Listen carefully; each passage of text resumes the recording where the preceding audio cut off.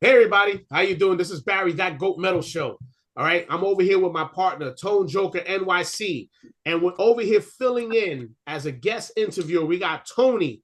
All right, the whole Total Annihilation. That's how I always call him. And if everybody who's been in the YouTube landscape and seen comments, you've seen this man go and make some comment. He's been a great supporter of all our channels, and he just released his first video yesterday. And when you get a chance, be sure to go and like and subscribe to his channel. Great dude, Tony. Thanks for coming on. And of course, the man, the myth, the legend, the Hawaiian death metaler himself, the greatest, the one who destroys spam, Paul from Ka'ai. Yes. All right, Paul, how Hell you yeah. doing, brother? How's everything? I'm good. Everything's good. It's a beautiful fucking day. Blue skies, warm Yeah. weather, snow leaving, going back to fucking Norway where it belongs. I'm good. Let them go and fucking suffer for all that bullshit, right? Yeah, fuck Yep. they're Vikings. They love snow. That's it, man. That's it. So, Paul, if anything, look, just give us a quick rundown. I mean, you got a new album that's coming out soon, Yeah. and give us a quick gist of what's been going on with you with the new album. Well, I started actually writing and recording the new one probably around November, December. 7 songs. And the way I arrange the songs and track order is like chronological historical order from track one being From the Night, which is like a shortened version of the Hawaiian creation chant, all the way to a song called Less Than a Century, which is about the fall of the Hawaiian kingdom during the 19th century. And some other stuff thrown in the middle between mythology and then historical shit like wars and stuff like that. So it was a fun time. I also got a little crazier where I tried to go heavier than I did on the first two. Yeah, man. I Yeah. mean, I possess. I got these. I got them right here. They're part of it, and like I said, this one. Well, no, it's this one. This one I got autographed. I'm still waiting for. I'm still waiting for my blood signature of this one. Okay, with the volcanic ash as Or promised. if you use pineapple juice, You good? all will be revealed. All right. All right. All right. It's amazing, man. It's amazing, especially with everything that went through for you to get those recordings done. And Yeah. it's I mean, it's just great. I mean, I give you a lot of credit for some of these recordings, man. I mean, for you to do it solo and have it come out as well produced as it is, I give you a lot of credit. A lot of people just can't, get these things done. Even well established bands can't have the shit that you have. yeah, well, I got to tell you, writing 20, 30 songs by yourself in between 3 CDs and less than 3 years, is like maybe 2.5 years of recording. It's not easy, having the ideas flow and all that shit. But I mean, when I picked the topic of Hawaiian history and culture and all that, it made it easier because it's something that, I'm passionate about. Yeah. And when you go to school and you learn about Hawaiian history, you learn Hawaii's the 50th state, something about fucking pineapples and sugar. They had a guy named King Kamehameha. Some dude named Captain Cook showed up one day, gave out a bunch of STDs, and then got killed. And then maybe you learn about Liliuokalani and annexation. And then, oh yeah, it's a state. Aloha. That's like all you learn. And then, or there's a lot of cartoonification that you see about the Hawaiian people in like movies and TV. I'm not talking like shit like Moana, but like, Brady Bunch shit. Fucking anytime they have that "we're going to Hawaii" episode, and all you learn is like, "Aloha, this is my ohana, my family." Like kind of like they do with the Spanish people when they're like, "Hello, my friend. This is mi familia, my family." Mhm. Only with Hawaii, they're like, "Aloha," and they don't even use the right accent. They're like, "Aloha, this is my family, my ohana," and and they just like gloss over all the shit, like, Hawaii 5-0, the new version, not the old one. It's like, let's get the panoramic view of the beach and the buildings but let's not show the real shit. And same with like Magnum PI. Let's not show the real shit. Let's just show the bitches in bikinis walking around. Yeah. Well, So, I'm like, well, if you're gonna see it on TV, you might as well learn a little something about the fucking past and what made us who we are and all that. And that we're more than just pro wrestlers, football players, and the guy that carries your fucking luggage when you show up at the airport with the lei. It's like there's more to Hawaiian culture than that, and that's just like the fucking white guy tourist version. So I'm like, so that's kind of why I do it, with that, because I'm passionate about it. And I mean, anybody can write a song about gutting a human like a hog. Anybody can do that, or like praise Satan. Everybody. It's not that that's been done to death, but there's so much of that. And I figured the fucking guys can do it about Vikings and pirates. Why can't I do it about Polynesians? That's right. That's true. That's true. Yeah, Tony, you got something for him? Yeah. So, what was your biggest influences when you growing up in the metal scene? Well, Slayer. Yeah. And Slayer's been a huge influence all the way from when I was 9, when I heard Hell Awaits, all the way till now. And like, I like every era of Slayer. I'm a fucking bitch ass fanboy for them. But it started with that, and Creator and DRI, Danzig, Misfit, all that shit. Like, it all came at once. But so then, you hit all then I discovered death metal. Yeah. When I was like, I discovered it on accident. I was in summer school between 8th and 9th grade, as some kids are that are, fans of DRI. And I picked up Death, Spiritual Healing. It was 1990. And all it said was, the little sticker said, Death, the first word in death metal. I'm like, the fuck is death metal? So I put on my fucking little Sony Walkman headphones when I got on the bus to ride home. And right when Living Monstrosity kicked in, and that fucking double kick and the fucking heavy guitars, and Chuck's, I'm like, oh, this is my shit now. And yeah, so it was like Swedish and Florida and New York death metal all combined is kind of what made me the player I am now. Oh, all right. That's good. And stuff. My other question for you, besides before you started your own project, what other bands were you in?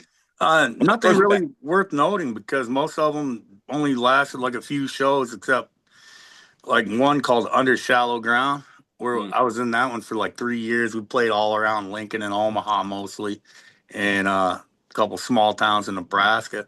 And they weren't like full on death metal, but it's fun. Because I didn't have to be like pigeonholed. I could play whatever as long as it was heavy.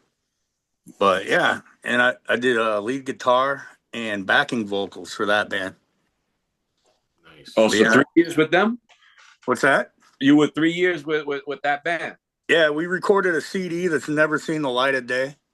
Holy shit. I got it was never released. I don't even have a fucking copy of the thing. There's 2 songs on my channel under a playlist called Other Bands I Played In. And there's 2 studio recorded songs that I wrote the music to.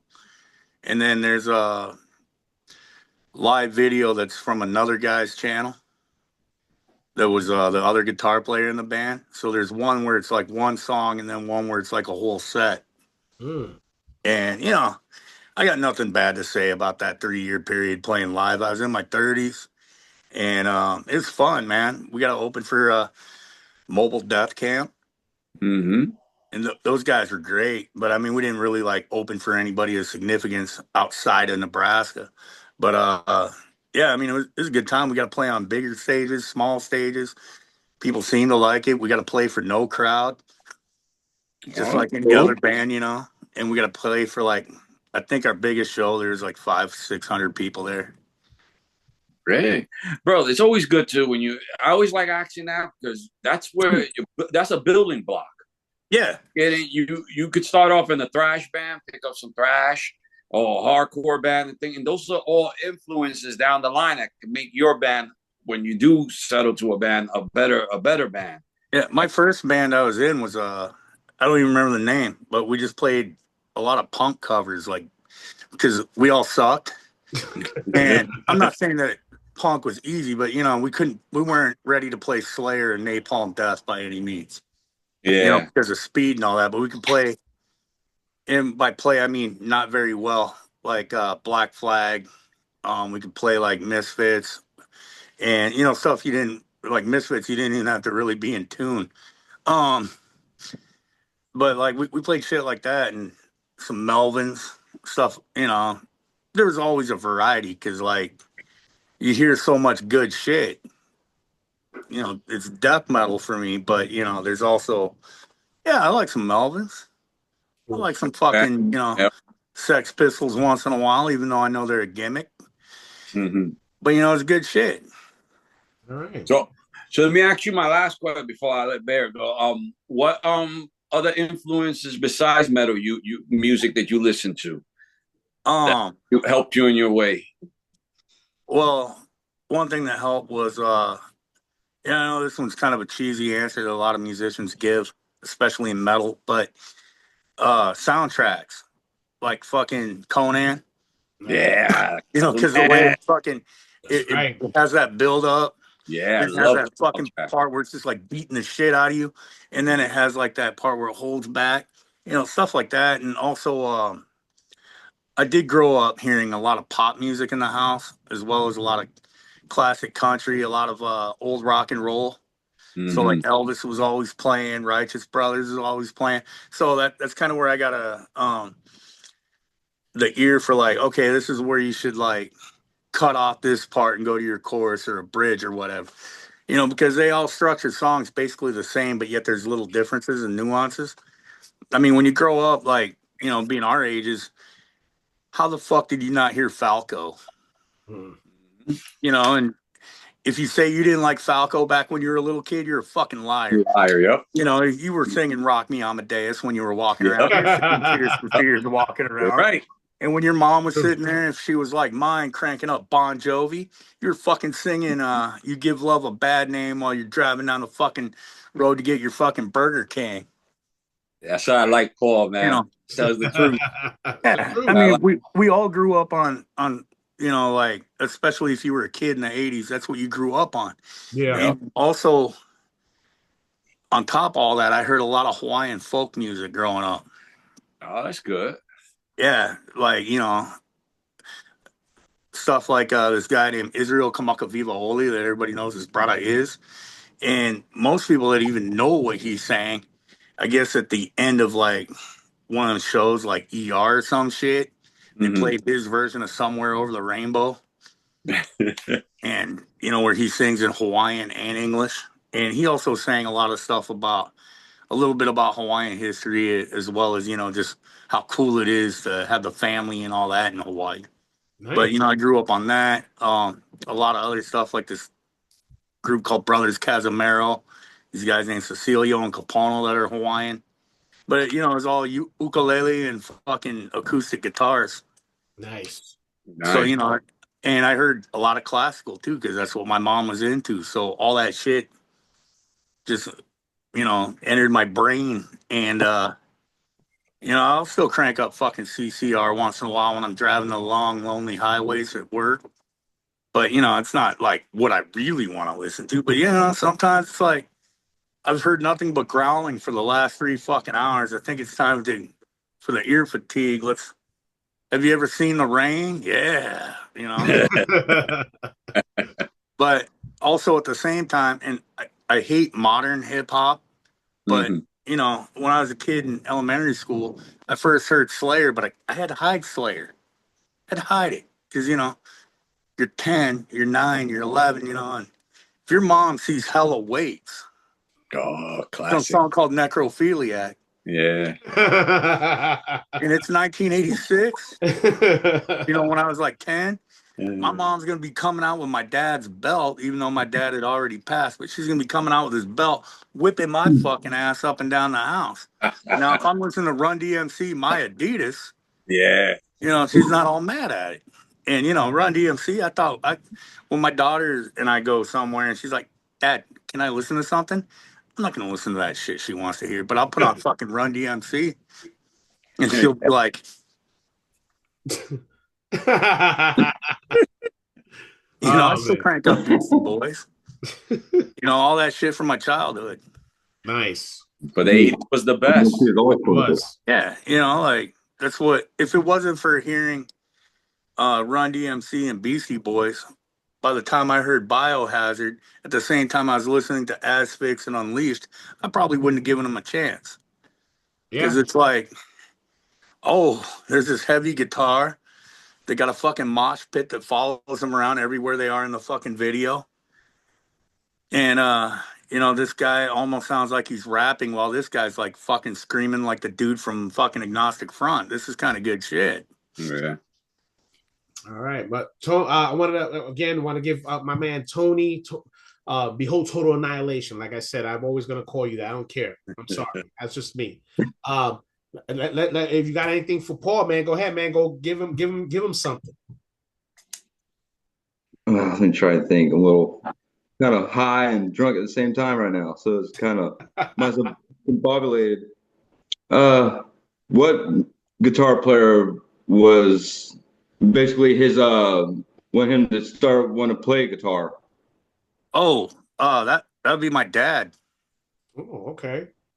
Because I watched my dad jamming with his buddies every Sunday in our carport. Mm-hmm. Every night when my dad got home from work after we did chores, and I lost him when I was 6, so it's not like I saw him all the time after that. But my early memories, he'd get done with the chores, mom's making dinner. I tried to help, but he'd sit down with his guitar, his ukulele, and just start playing. So I thought that's just what you did. So that's my biggest influence. But to play metal, it would be the team of Hanneman and King, and then of course whatever lineup was with Creator and all that shit. But yeah, it's him, my dad. Mm-hmm. My dad plays guitar as well. He's a big guitar guy, classic rock and hard rock, AC/DC, Led Zeppelin, all that shit. So I became AC/DC because of my dad. And he's in an actual band right now that play shows and stuff in my shitty ass small town. But so I support as much as I can. I go through and play. I do wish I would have been able to learn from my dad because he played a nylon string classical guitar. Nice. So, and I never got the chance to learn from him. Unfortunately, I don't have his guitar, but I posted up a pic yesterday of me holding up his ukulele, which is like 70 fucking years old.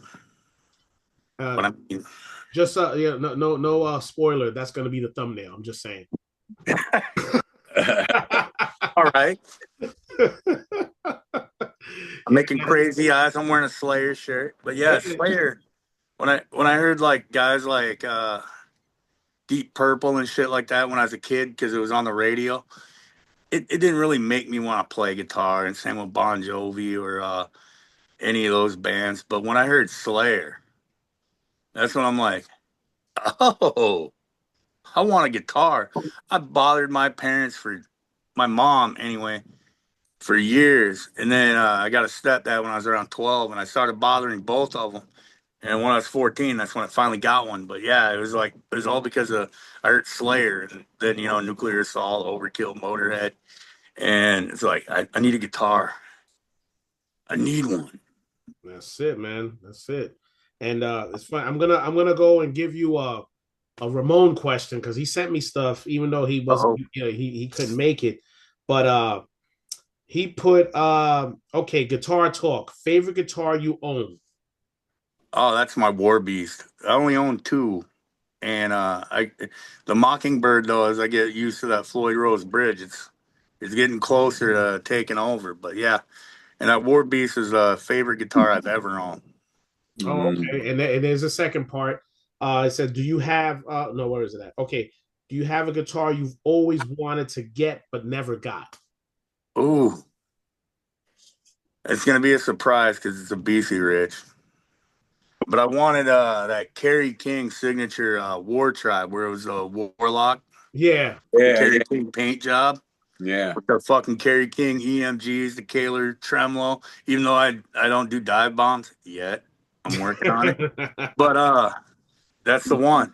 That's the one. Because I don't know. I like having a guitar that looks like Satan's salad fork. I love them pointy guitars. Always have. I don't give a fuck that I'm close to 50. And I'm playing a guitar that's like cool to a 12-year-old. I fucking love the Warlock. I'm a huge BC Rich fucking fanboy and junkie. That goes with that. So basically, it would be that, because he asked also what would be the best pickups you think for a better sound. Oh, I'm mostly a passive pickup guy, so I hadn't really experimented with the fucking active. But since I got that Mockingbird and that came with the Kerry King pickups in it, I'm becoming a real big fan of that EMG 8185 combo.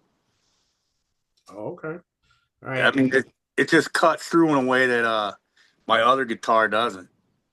Yeah, just yeah. So I of course, when you do start playing, you do realize, I think, as far as the pickups go, EMG is always like one of the. I think they're like the top notch, if I'm not mistaken. EMG is, always, and it's like I by accident, I remember I don't know. Well, Tone knows because he's seen me play in my early days. I had a fretless bass, and I would play. Of course, people, oh man, you play fretless, which again, I lie my ass off. Yeah, I played. No, I put the lines on the top just to see where the hell I was going. I was not playing. I was not no ultimate bass player for sure.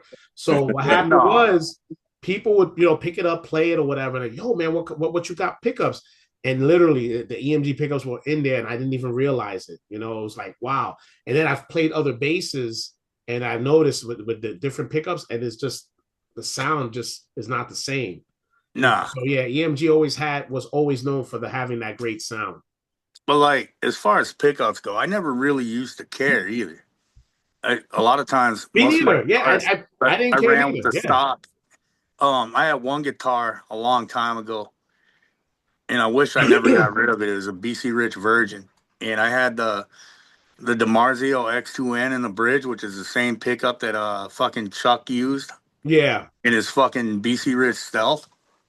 And that pickup, though, I found out I had to run more low end on my fucking amp because it just cut through and it was like so high end. Like the highs were louder on it. Yeah. It wasn't as, bassy. Yeah, I guess it leads to this other one. Heads or cabs, which ones you think have the better sound? Well,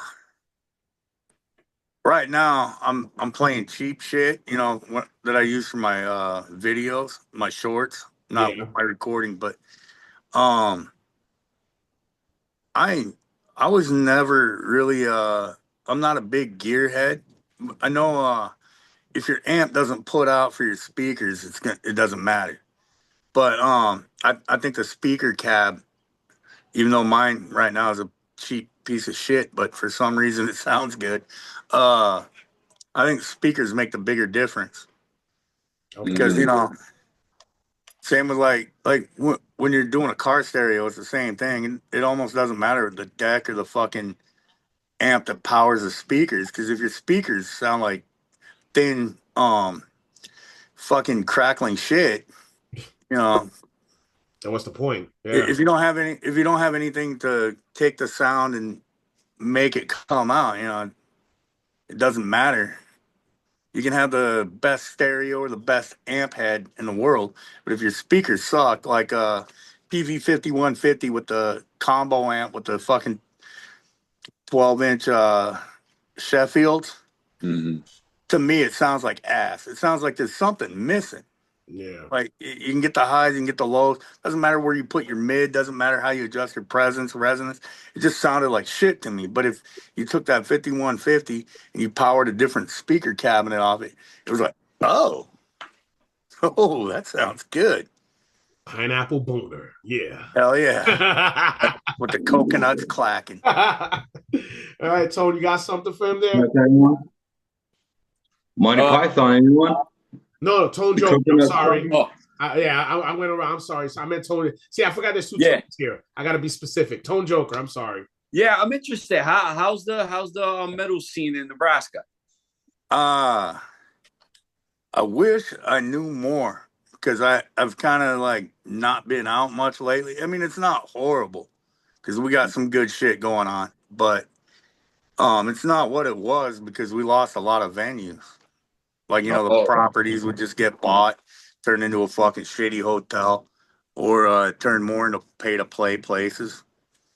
Not like pay to be on the bill, but just, oh, you want to play this place? Well, you got to rent it out. Mm-hmm. So even like a decade ago, or a little over a decade ago, when I was playing a lot of the bars here, you could just sit there and go, "Hey, yo," and they're like, "Sup? I want to book a show in 3 months on this date," and they're like, "Cool." But nowadays it's like, well, how much you got? Because you got to cover for the stage time. You got to cover for the fucking, you know, basically whatever they would normally be doing for that night. So you got to pay, and then you got to hope that enough people show up that you at least break even. You can look at the other bands that you booked and go, "Here's $8." Damn. But I mean, Omaha's a stronger scene than Lincoln, but from what I've been hearing, Lincoln's been picking up more again. Because like Suffocation came through here. Mm-hmm. Not this past December, I don't think. It was around when fucking Nunslaughter was on tour. So it was probably like a year ago. They came through and so did Nunslaughter and all that shit. But it's like the venues just aren't here anymore. Oh, so you don't get real big shows like. Nah, I mean sometimes at one place called the Bourbon Theater we'll get something like an In Flames. Mm-hmm. But when In Flames comes to town, since I know they're not playing Horacle, and it's basically a fucking cover band, I'm not gonna go watch. Yeah. But we got some of the smaller places, and there's one big venue that I actually worked at for a while too. Like one night, I was working and my band was playing, so I'm standing on stage, fucking playing, wearing a shirt that said Royal Grove Security. But in that place, like Testament's played there, Anthrax, all sorts of shit. But it's like they're skipping us over now. Hmm. And like bands like Creator will pass through and they'll play like in Omaha, which was normal. But I mean, it's like the same with Cannibal Corpse. But even them now, they're like, "Well, we played Chicago. Let's go to Denver." Damn. It just Yeah, passed Nebraska. yeah. I mean, Slayer came through Omaha on their farewell tour. But it's like nobody. We got the venue like. Okay, Metallica can play here, but where's the band like fucking Incantation gonna play? Yeah. Like a lot of those places are gone. Wow. But we do have like a little bit of action on the local bands that I'm trying to fucking get back into so I can go watch some fucking kids like throw down some metal. But I haven't been out like forever because I wake up at 5 a.m. because I'm an old man. All right. BTA, go ahead, brother. Oh yeah, I was gonna talk about something. I know Paul was talking about Nunslaughter. I actually got to see them play, and I got Dawn of the Dead's autographs. Nice. So and I actually met John McKenty too. He just happened to show up when Profanatica was playing during their set. I got to meet him. John from Incantation. I met him. It's been over 20 years now. When he was on tour, when they were opening for Cannibal Corpse, and like nice guy. He was like talking to your old nerdy uncle. He's standing. He's like, yeah, man. We're just out on tour right now. But I mean, friendliest guy. Yeah, long time ago when I saw Cannibal Corpse and they were playing with a Devourment. I actually had I was talking to my friend, and I turned around this way, and Corpse Grinder was like this far in front of me, like this close in front of me, walked past me like that. I could have went like that and touched him on his shoulder. When I met Corpse Grinder at the same show, I met John. I was standing there waiting to get some shit signed. because I'm in my late 20s at the time, and I'm like, Cannibal Corpse, you know. And Jack Owen missed that show. It was the Wretched Spawn tour because his mom just passed away. So I'm there, and I'm looking at Corpse Grinder, and a friend of mine looks at me, looks over at George, looks back at me, and goes, "I thought he was bigger, man." I went, "Yeah, but look at the other guys; they're all like fucking scrawny." So of course he looks huge in the pictures with the rest of the band. So like I'm standing there looking at him. Oh, his neck was bigger than mine. I mean, at the time I was rocking maybe a 19, but I think his was like a fucking like my waist. But I mean, other than the neck, he wasn't huge. But I mean, he's not a small guy by any means, but he is probably one of the most outwardly friendly dudes you can just run into. Yeah, it's kind of like thinking of Roadhouse. I thought you'd be bigger. Yeah. So I was thinking when I couldn't say that. Awesome move, by the way. Rest in peace, though, Patrick Swayze. Oh yeah, man. Kind of close, though. That's kind of when I became a bouncer. That's when I learned that Roadhouse lied. Because the first time I picked a dude up and body slammed him on top of a fucking table, and the table stayed, and the guy just went, ooh. That was when I realized Patrick Swayze lies. So pissing in a school bus tank like he did in Red Dawn probably doesn't work.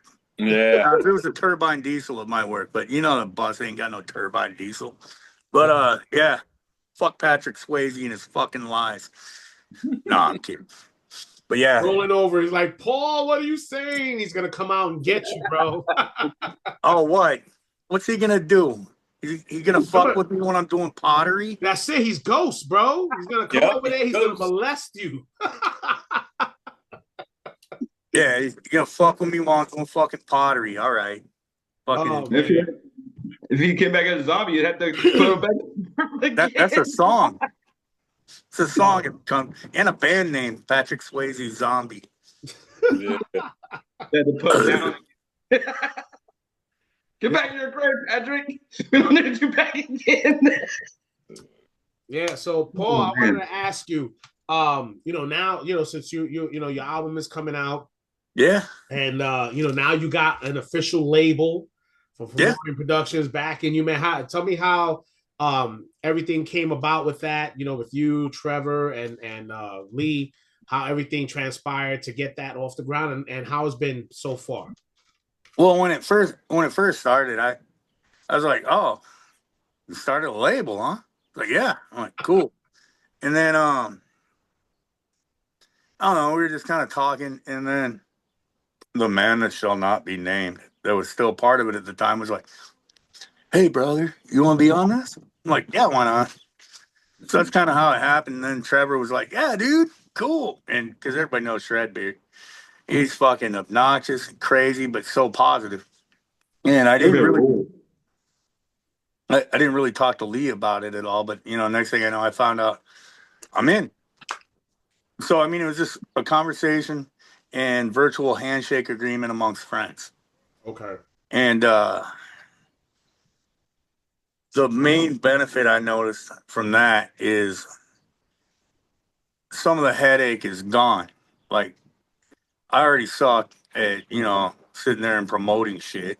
I mean, there's some people that just found out after 2 years I got Bandcamp. And I mean, that's how shitty I am about my own self-promoting. And then sometimes you got shirts? I'm like, yeah, go here. And whether they do or not, you never know, because how many guys have said, yeah, I'll buy a shirt, I'll buy a CD, and you never hear from them. But so basically, it's helped out a lot on the promotional end, like by leaps and bounds. So I've noticed that positive effect, and I'm really happy about that. And they take a lot of the thinking out of the equation for me. That's good. So like I can concentrate more on just like riff. And then, okay, I'm going to growl now. Time for a song, So I got to just worry more about creative and not think so much about, oh God, do I got to call Barry and go, hey man, can you mention my new shit's coming out? Okay, who do I call now? It's already being done. I'm out of numbers. I'm out of them. Yeah, I texted 3 guys. Hopefully, between one of these 3 guys, it'll generate 12 people going Hawaiian death metal. Fuck yeah! But so it's helped out a lot in that aspect.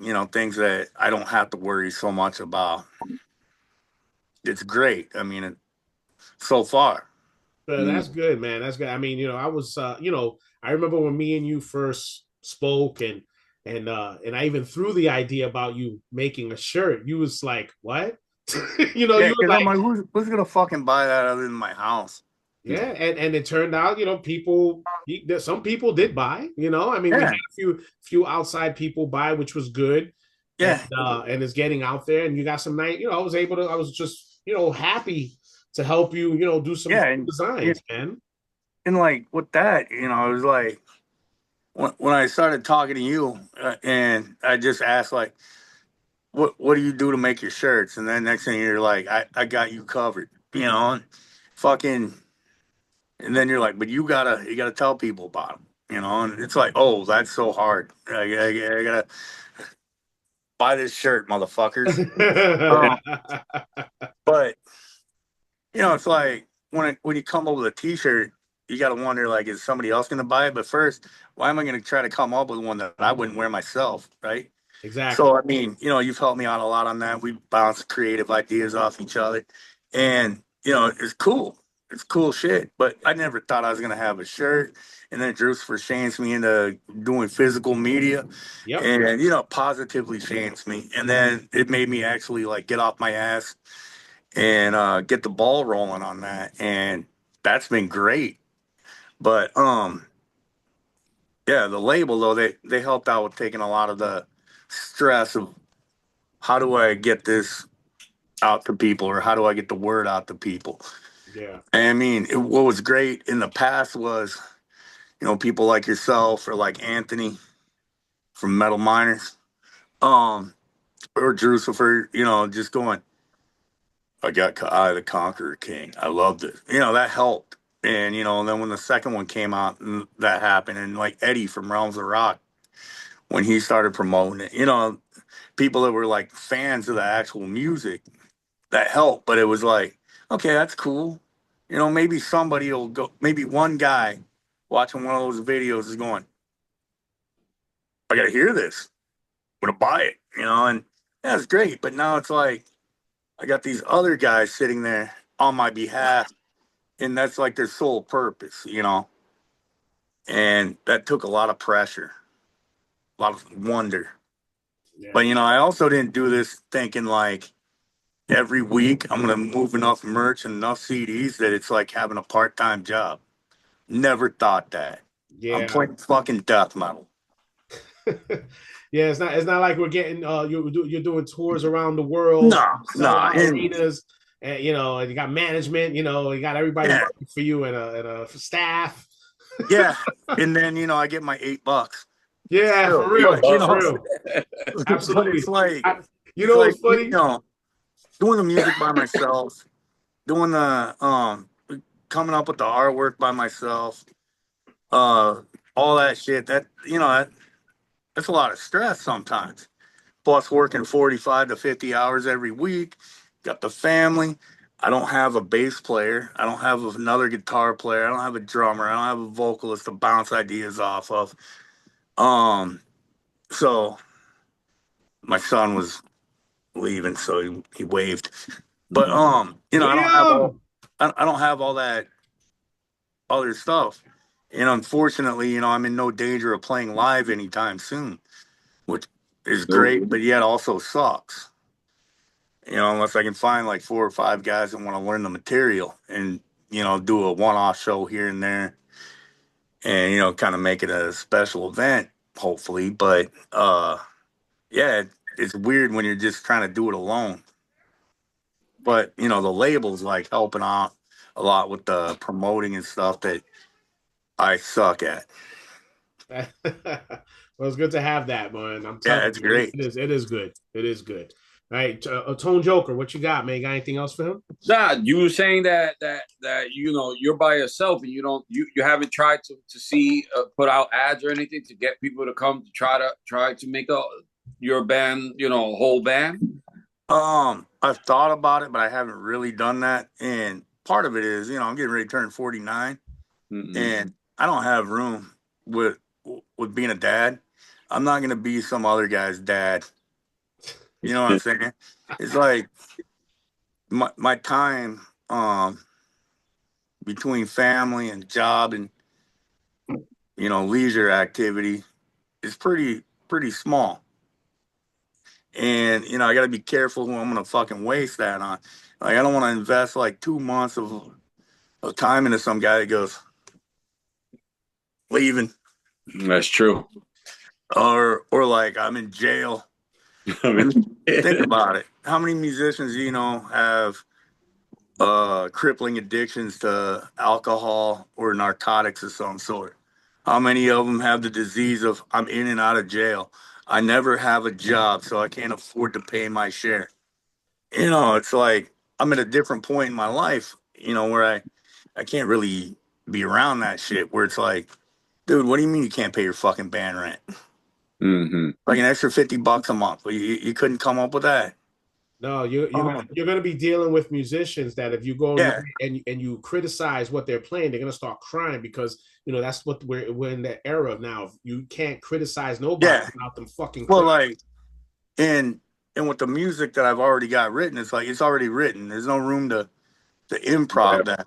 Maybe if there's a moment where I'm not already screaming like a lunatic, you want to slap a guitar solo on this song live, go for it. If it fits. But I mean, it's hard to find guys, whether they're young or in your age group, that are willing to sit there and actually fucking dedicate the time that it takes to become a cohesive live unit, especially if it's people you've never worked with before. It's just hard to find people that are willing to dedicate what's needed to be dedicated to the live performance or just to being in a band. Because it's so easy to find a guy that's like, I got you, bro. I'll be there. And then, like, next thing you know, you're like fucking 3 hours into band practice. The guitar player shows up. He's fucking drunk off his ass, fucking foaming at the mouth because he took some weird pill. Now he's taking a fucking nap on the band room couch and pissing all over himself. Who hasn't been in a band with that guy at least once? Or the guy that can't make it to band practice because he's always in jail. Or, finding guys where it's like, and once again, parent, it's like maybe I'm the guy because like, hey, I got parent-teacher conferences I can't do tonight. Or we can't schedule it this day because I got this thing with my kid. So that's my situation now. Yeah. And so, there's a lot of different things that are in motion now that weren't there when I was like 28. Yeah. All right, BTA, man, you got something for him? Think I had my cat got all hair off on my revenge hoodie. Just had to take that off. It's gonna be weird. It's gonna be like I'm gonna look like a Sasquatch, the metalhead version of Sasquatch. There any like horror movies that influence your style of death metal, or is it just the Hawaiian culture since you're from Hawaii originally? Yeah, well, for Ka'ai, it's just Hawaiian history and Hawaiian mythology. Nothing from like current movies or past movies, because I'm not writing shit based off the Charlton Heston movie Hawaii, but so I'm not really using any horror, but there's some historical shit that's got horror, like the night marches. Yeah, I've heard about that. Yeah, they don't fuck around. Lock eyes, I you're heard dead. about scary shit. Yeah. Also, I'll never sleep in a room where the bed faces the ocean. I don't even remember why, but they'll get you. I'm where I come from is I'm half Irish and Finnish. So Ireland has like there's the banshees and there's a female and male vampire in the Irish folklore. Yeah, well, One the there's a male little bit vampire of like Irish mixed up in this goulash, so and Oh Scott. man. Yeah, I got most of Europe locked up in this because they all had to travel there at some point. yeah. But yeah. So we got that. We got like we got fucked up gods and goddesses that I haven't even mentioned yet in fucking songs, and a lot of shit. Like this guy here was on the second album, the Cannibal Dog Man. Mhm. Basically, we didn't have wolves, but we had shapeshifters that turned into dog men, and they were like hairless but with brindle skin, and they like to fucking eat people, kind of like a werewolf. Mhm. So but they didn't just have to wait for the light of the moon. They were just like, Yeah. fucking 3 o'clock. I'm hungry. Yeah. I'm gonna go kill some motherfucking villagers and eat them, or like Yeah. shape shifting like shark gods that ate people. I wrote a song about that, dude.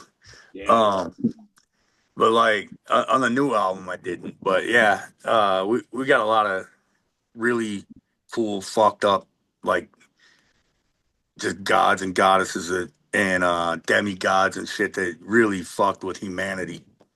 Mhm. Like there's a thunder god where when it rains, if you're not in the absolute silence at night during the thunderstorm, motherfucker will kill you.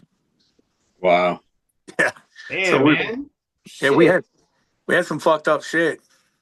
Yeah.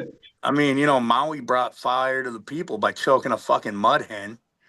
So they didn't have to go light their fucking sticks on fire at the volcano and then walk back home. Oh, going, don't blow out. Now we can cook the pork. The Oh man. fish over here. We don't have to eat it like the Japanese people that we haven't met yet. Cook that motherfucker. But yeah, I Oh, mean, we got tales of the earth opening up and swallowing people, owls that fucking murder people, fuck rats, all Love sorts of owls. shit. damn, yo. There's like so much stuff there that you could make good horror movies for. Oh Yeah. yeah, I was like, how is that? As far as it's some of untapped. yeah, a lot of the folklore is like, I'm sure it was more in put together to scare kids to stay on the right path.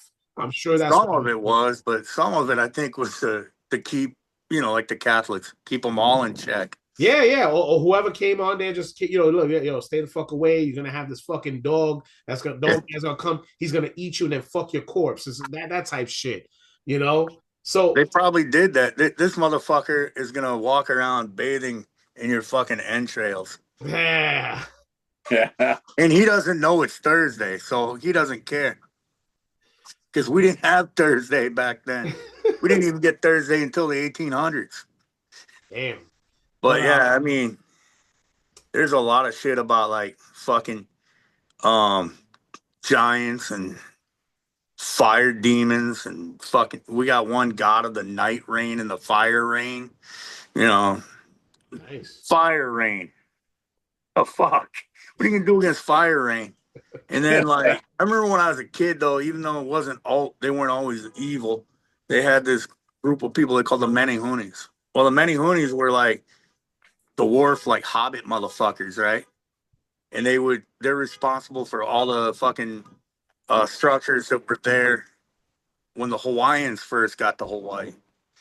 And then they're also like you'd go to sleep at night and then you wake up the next day, a whole village might be built, or a temple. And it was built by them. And they only worked at night, which if you think about it, makes sense because it's fucking hot. Yeah. You want to fucking sit there and build a stone wall when it's 92 fucking degrees outside with humidity? No. They Work better at have night under the light of the moon. maybe their union sucked. Who knows? I don't Yeah, maybe, maybe. But but sometimes your parents would tell you, "Hey, if you don't go to bed, the many hoonies will get you." And you're like, "What the fuck?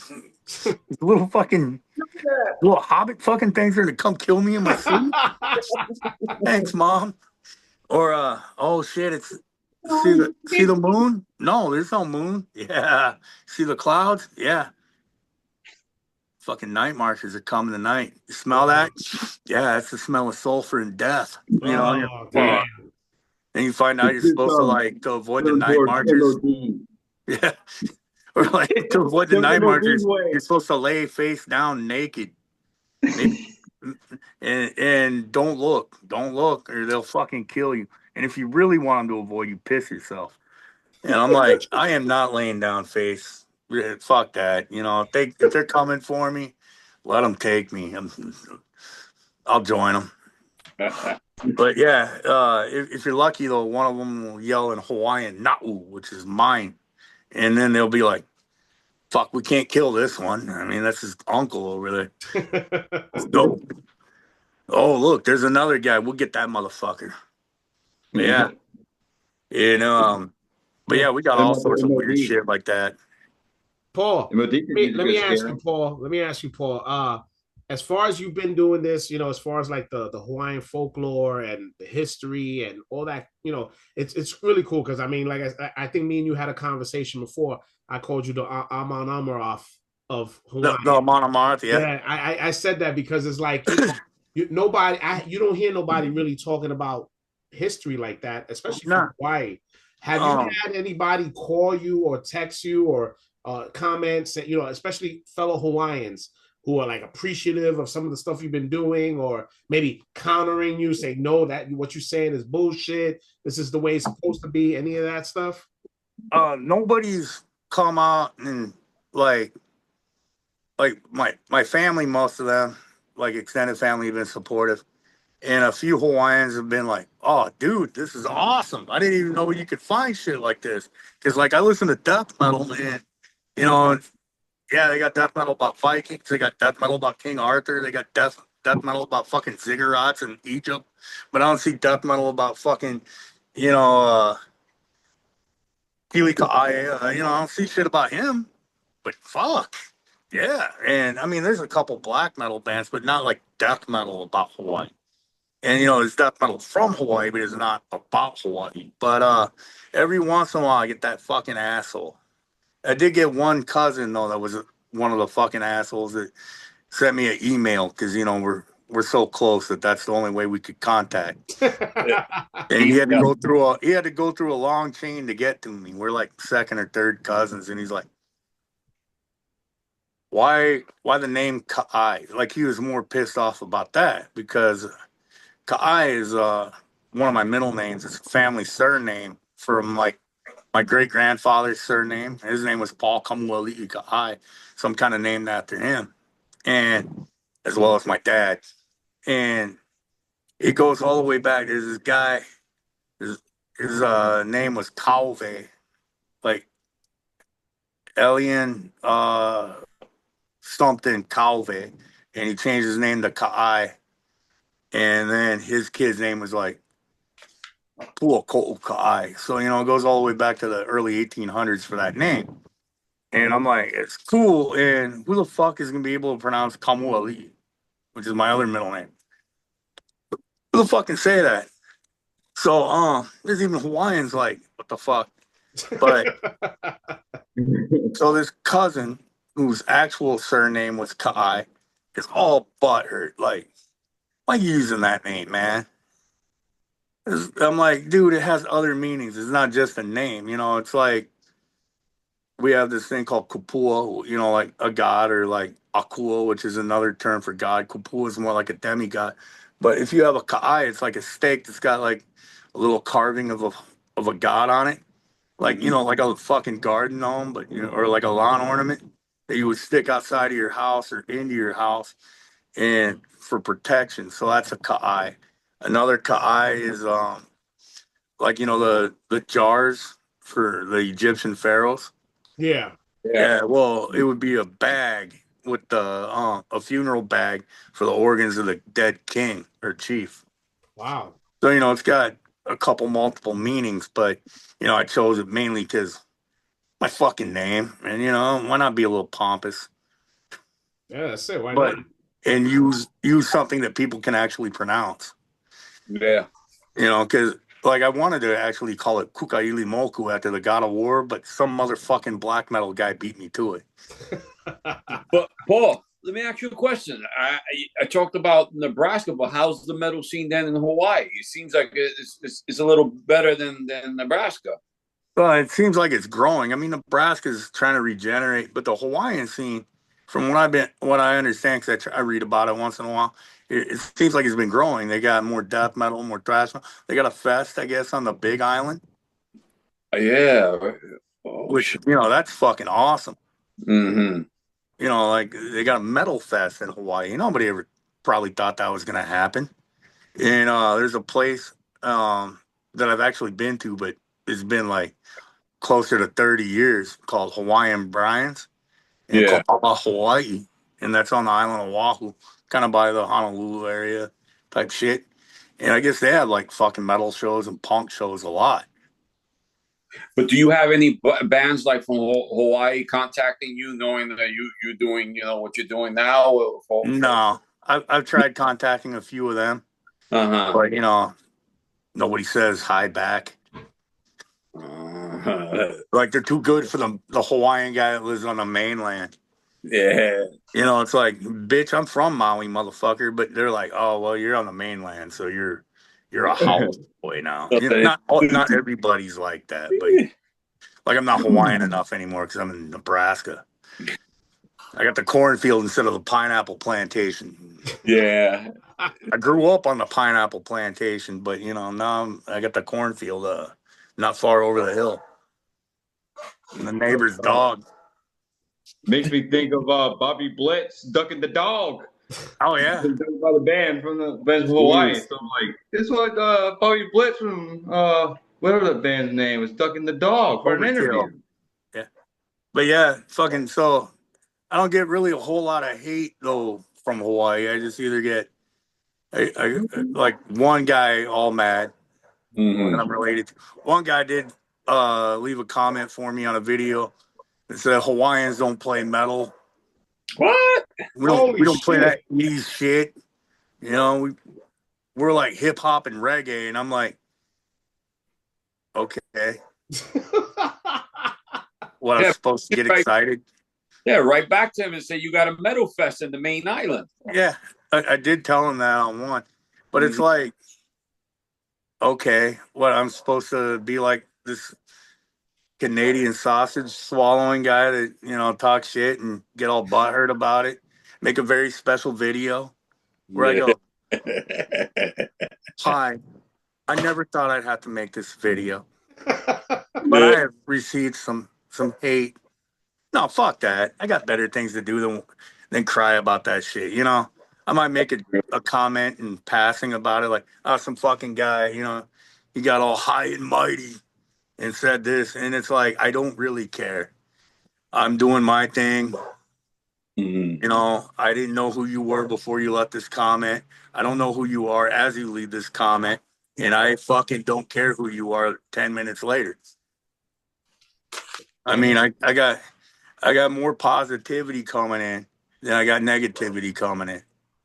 So I mean, I like to concentrate on that, because the negativity, like, if I sat there and I said, oh man, there's all these motherfucking guys saying blah, blah, blah.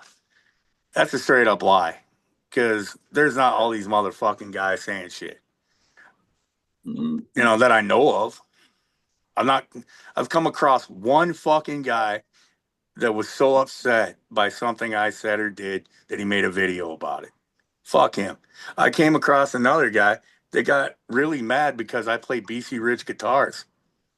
He was really upset about that because they suck. And he left a bunch of comments about it, and then he deleted all his comments. But it's like, the amount of hate I've received on YouTube is so small, so minuscule. It's like, I don't even care about it because it's not always coming at me. Most of the time what I get is, or, good job, brother. That's most of what I get. And so it's been great, mostly positivity. So I mean, that's awesome. I don't understand when a lot of people are like, man, all these motherfuckers hate me. I'm like, what'd you do? Because I sit there, I make videos once in a while where I do like, and they're really short, you know, where I do a review. And I'm like, that's fucking kicks ass. You know, it's barely worth watching unless you just want to hear like a little bit of the song in the background while I'm like, Morton Red fucking rules. I'm not going to tell you that it gives me this atmosphere of fucking Arctic ice or Texan hell raising. But, you know, I'll tell you that I like this shit and I don't dissect it, nothing. I said, yeah, I like it. These are some songs I like. And then I'm done with my review because, you know, I just want to know if it's good or not. That's the way So I am. I figure that's what the guy watching wants to know. But, you know, I'm not getting hate on that either. So, I mean, it's like, it's great. It's great. I'm not saying I'm immune to somebody saying something negative, but it's so small. Like I don't understand all those channels where they're like, I never thought I'd have to make this, but these people hate me. Who fucking cares? Your response video is just as dumb as the guy that fucking said they hate you. Yeah. A lot of times you look at that as just more for you know, like sympathy views. Yeah, you know. That's what that is. Those are sympathy views. Those are views where it's like you know, you put out a video where, well, 3 or 4 people threw some hateful comments into your shit, and all of a sudden you want to go and try to like blast them out, and then all of a sudden it creates this whole funnel of, oh my goodness, you know, and come on, that's for what? Yeah. For what? That's why, like, you know, I don't fucking give them the time. Yeah.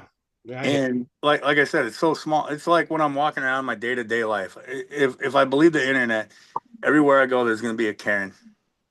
Everywhere I go, there's gonna be some guy dressed like a woman trying to tell me to let him use that bathroom, and he's got a beard like Trevor. Everywhere I go, there's gonna be some guy going, "You don't drive in an electric car. You drive a big diesel. You're a piece of shit."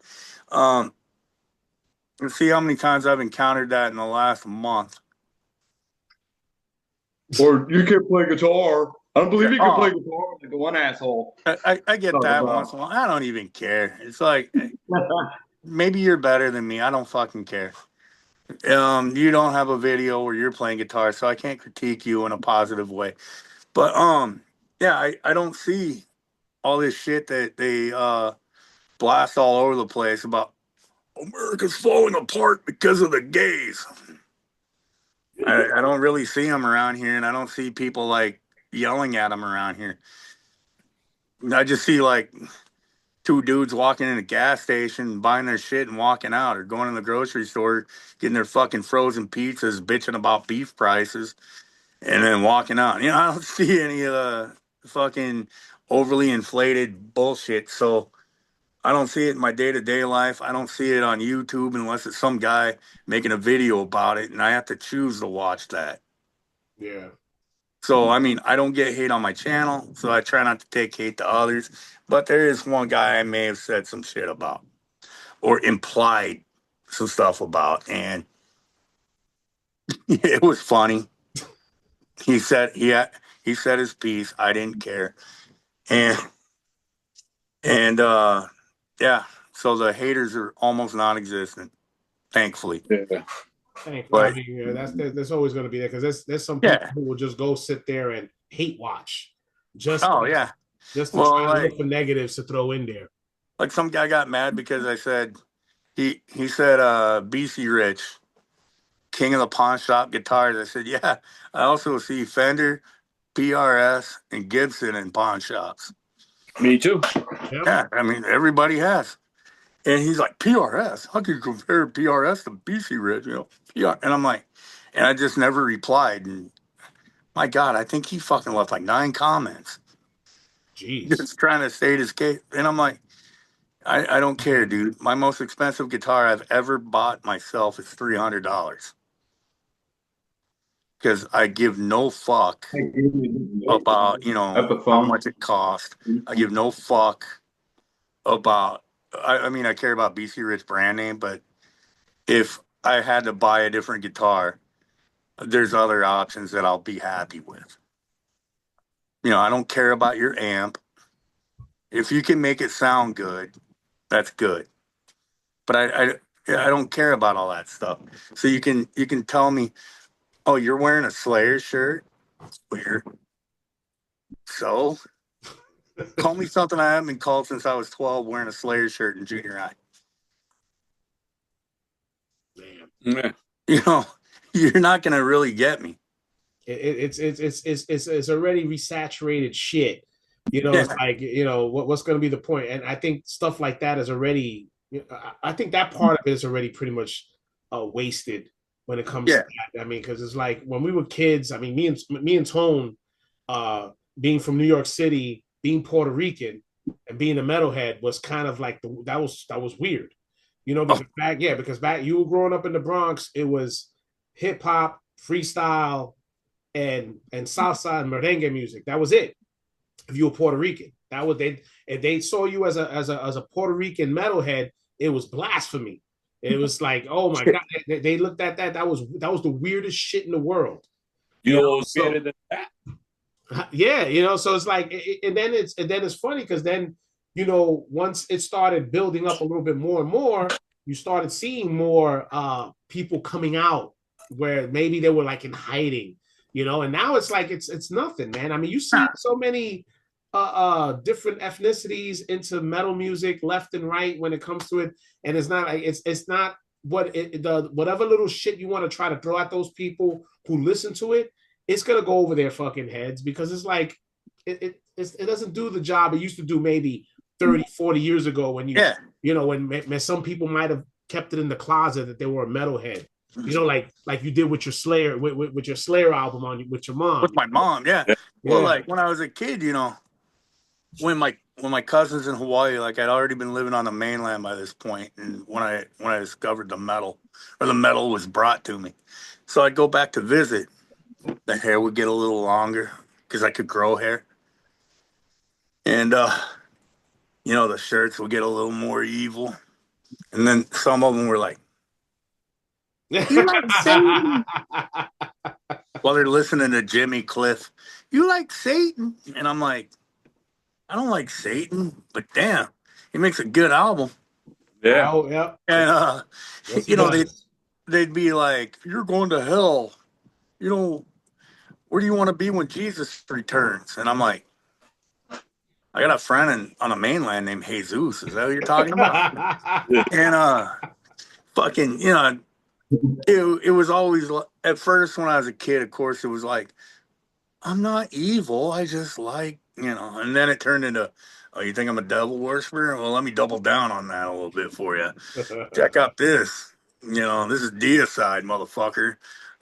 Venom, ride around in your friend's car with In League with Satan blaring out the windows because you weren't old enough to drive, but he was. And, you're driving by the kids that are all like, fucking devil worshiper. And you're like, yeah, you're not, but you're still like, yeah, you're In League with Satan. And, when I found out you could have fun with those people is great. I had a girl invite me to a church youth group, but didn't tell me we were going to a church youth group.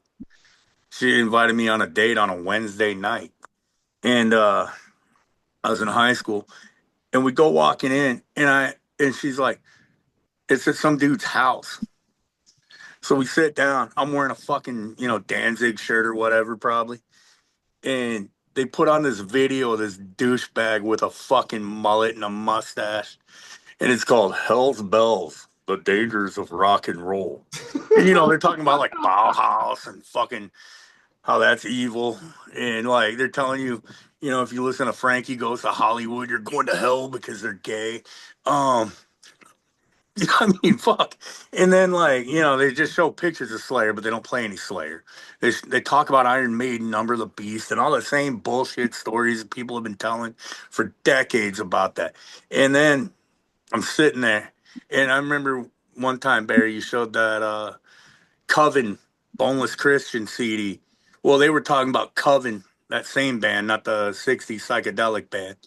And they showed the album cover for fucking Blessed is Black. And the guy, I just remember it, the fucking stupid narrator guy, he's like, and Anton Zandor LaVey would have wished that he could have penned these lyrics himself. And then it shows the lyrics up on the screen. This kid's like all like, oh, this heavy metal's evil, but it's playing the song.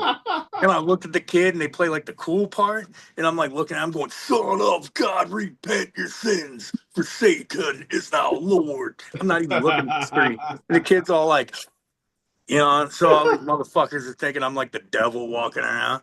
And that was like some thing over in Aberdeen, Washington, which was like 10 miles from where I was living at that time. But yeah, it's like, you fucking idiot.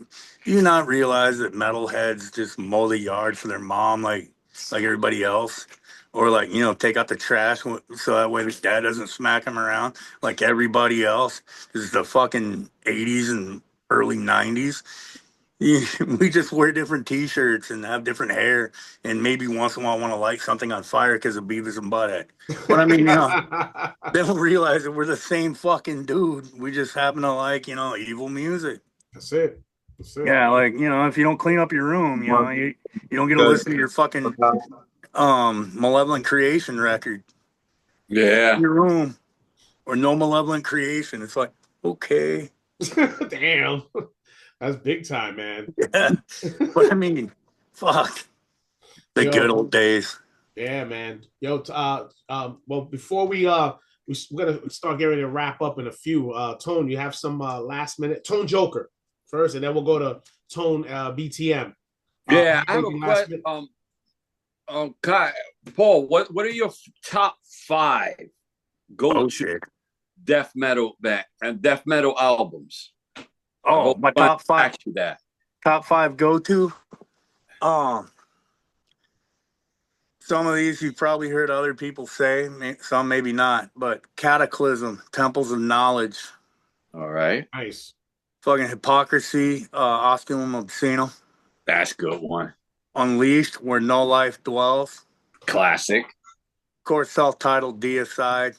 Yep. And then, no matter how many badass albums they put out after it, fucking Malevolent Creation, 10 Commandments. That's the one. Yes, 10 Commandments. Fuck. Dude, that scream he does on the song Malevolent Creation at the beginning, that, you know, I'm like, oh, man.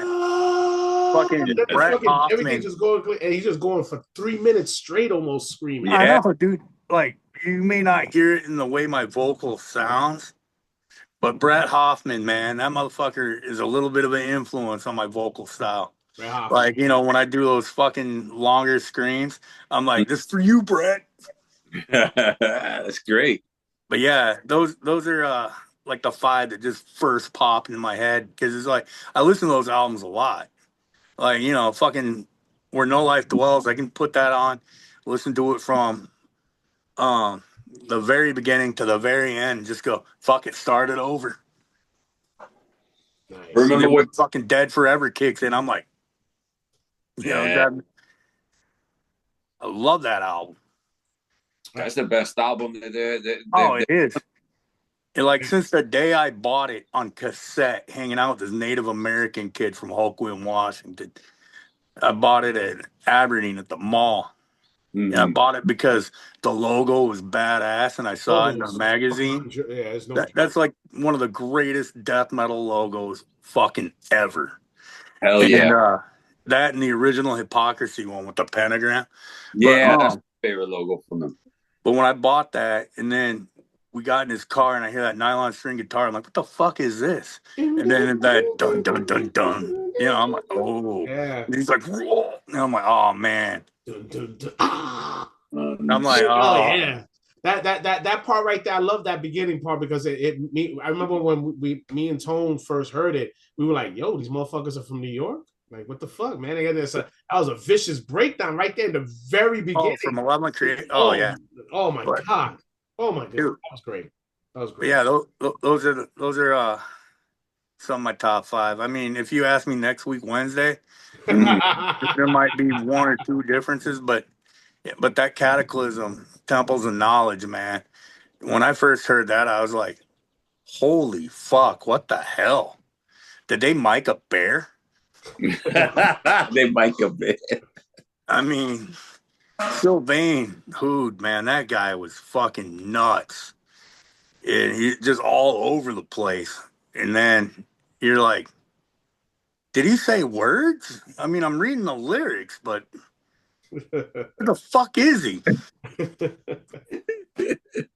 Northern Hyperblast. I mean, fuck. When they were good or great, I mean, yeah.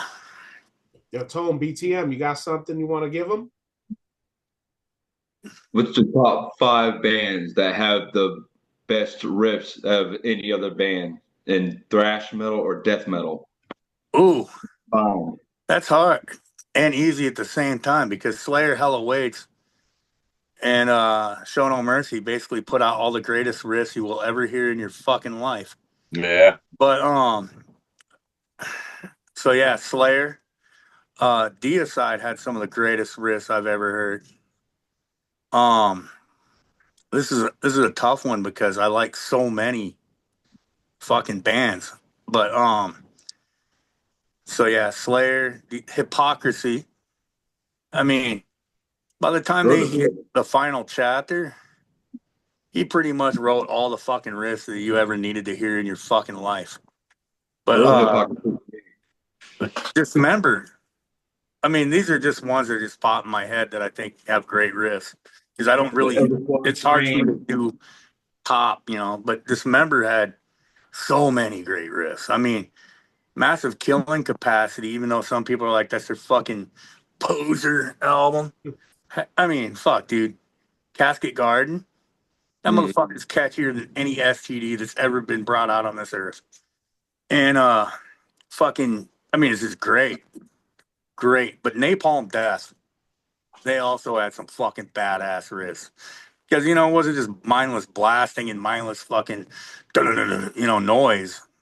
Like Unchallenged Hate, fucking that riff, that fucking grabs you by the fucking short and curlies and Yeah. punches you in the face. And then Siege of Power, another great fucking that opening riff, or fucking Suffer the Children, Unfit. I mean, the list is long. List is long on that.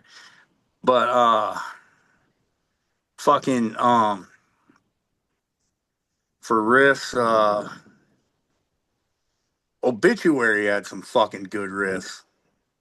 I mean, those riffs, you can just sit there like this, and then you're like, yeah, especially the early Obituary. yeah. Then they shift to like second gear, and you're like, oh yeah, okay. And then when they hit third gear, you're already like half beating your friend's ass. Yeah. Saw them plenty of times. Oh yeah, Cancer had great riffs. That's an underrated band. I love Cancer. Oh man, the first 2 albums, killer. Fuck, Sins of Mankind's a great fucking album that I was always told suck. It's like, oh, that album sucks, man. After Death Shall Rise, Cancer. I'm like, really? You must be listening to different bands. We're not talking about like Gorefest album #3 here, which I don't even remember the name of that motherfucker, but Mind Loss is great. But yeah, I mean, so many of those bands though, they had that special thing, not just because you hadn't heard it before, but because, like, it was of the era, like Benediction. That band has riffs for fucking, as J Dog would say, riffs for years. Not days, for years. Yeah, I mean, those motherfuckers. Yeah, the new stuff is pretty good. Have you heard Oh, it? the new shit's amazing. Yeah, it sounds really good. Yeah, and Yeah, I'm very impressed. Sounds good. not the current album, but the last one they put out. I can't remember the name of the song. It had like Paradigm in the name, and Cam Lee did guest vocal on that. Cool. And anytime you got Cam Lee doing vocals, this guy's like, like when I was a kid, and the family and other Hawaiian kids are like, Hawaiians don't listen to metal, because I've been hearing that my whole fucking life. But I'm like, really?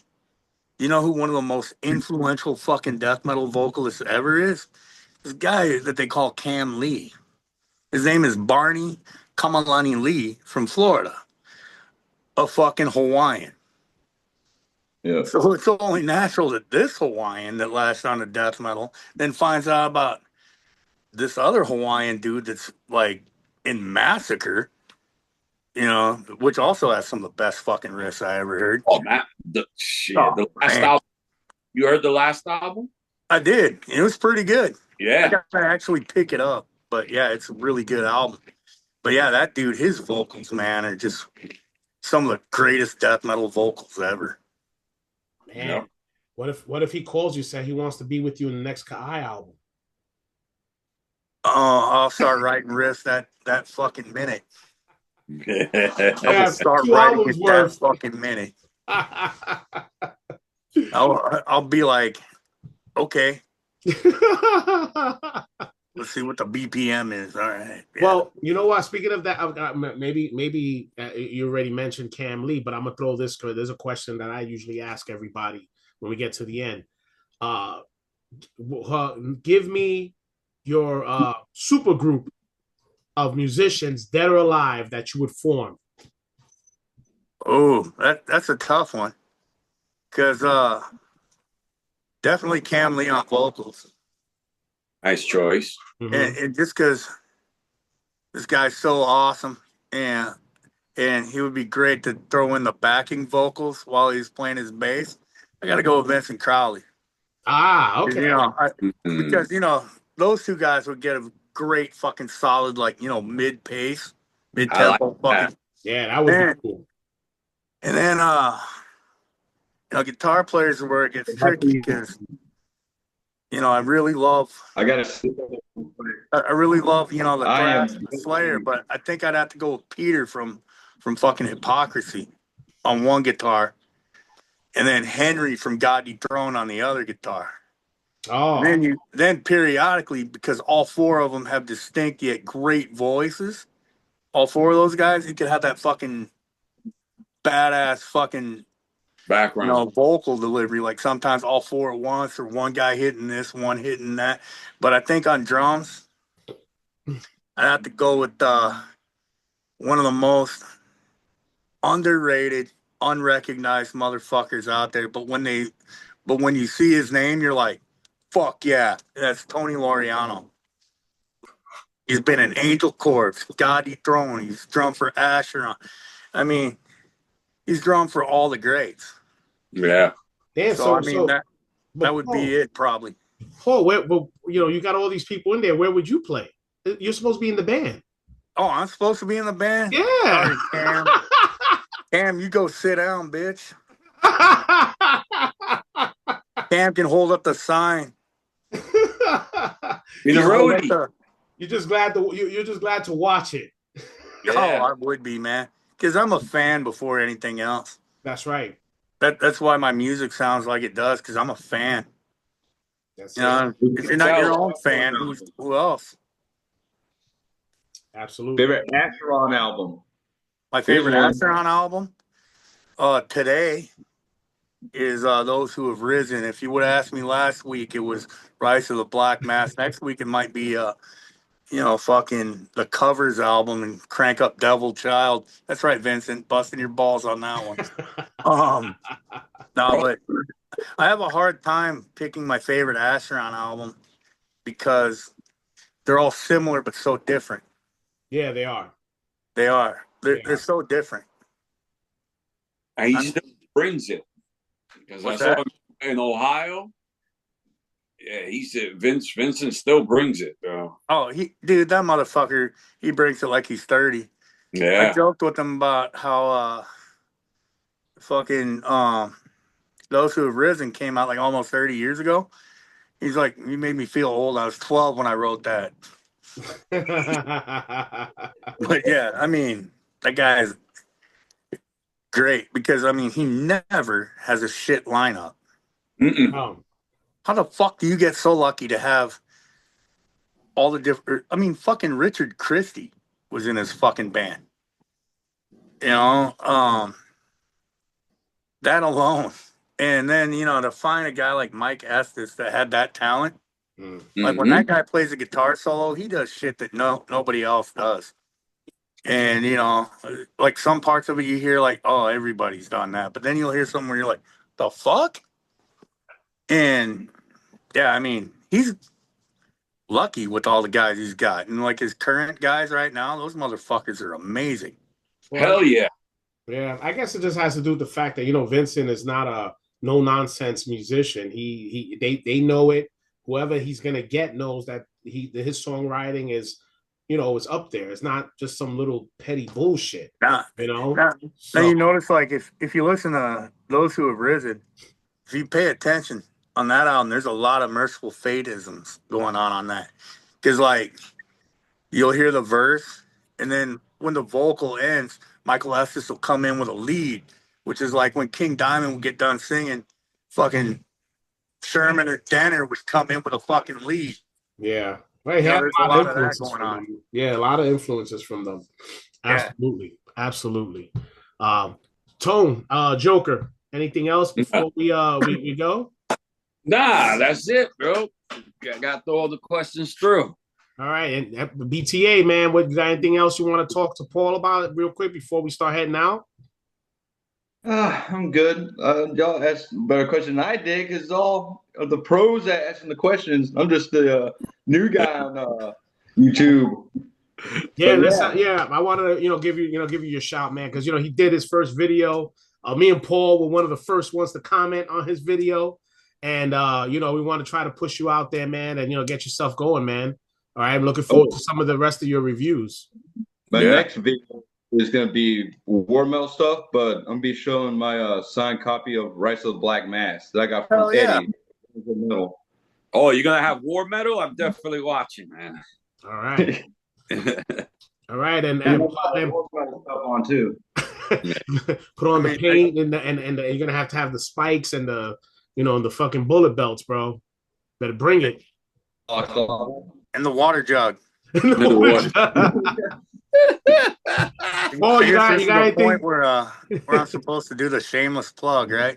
Yeah, man. Let's go, man. Let's hear it. Fucking March 15th. Kai, fucking here I am choking on my fucking own album cover. A Glimpse into a Violent Past will be out on Fomorian Productions. So next week, Saturday. And we're doing a live stream on Shredbeard's channel, and that's when the album will become officially available.